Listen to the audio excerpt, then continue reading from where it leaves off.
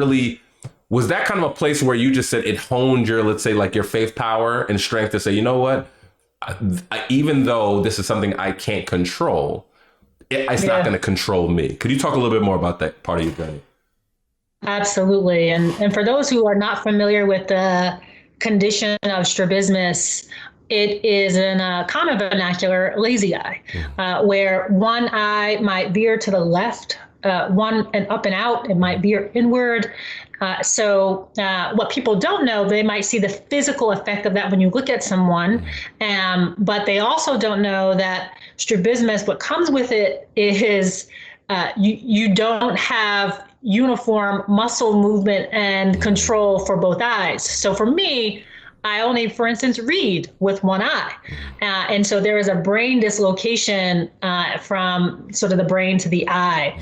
And it's a condition that affects, millions of folks around the country, but more globally. And I was born with this condition, and I've had surgery to correct this condition. So even as I look at you now, I can see my eyes are straight, but you might not know that I have had this condition. I still have the condition, but it's been corrected from the outward, but inwardly, those same kind of traits still exist.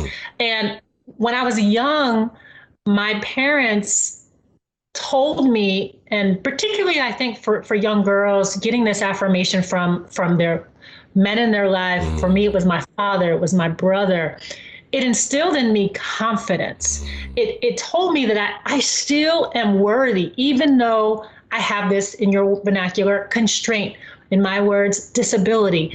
And so having that affirmed, and also telling people to people telling me that loved on me, you can still be anything that you want to do, and you are worthy of that, was so empowering for me. And so even though sometimes my eyes might still wander or drift, I'm reminded that I'm still worthy, and that disease and that condition didn't stop me from all that I was able to do. In fact, it propelled me to perhaps want to be better and kind of sometimes make up for what I had growing up, sometimes perceived as a lack. But through the working, through the confidence boosters, it became an asset. And that's what I mean. Like, it's an intangible asset that I have a very high degree of confidence.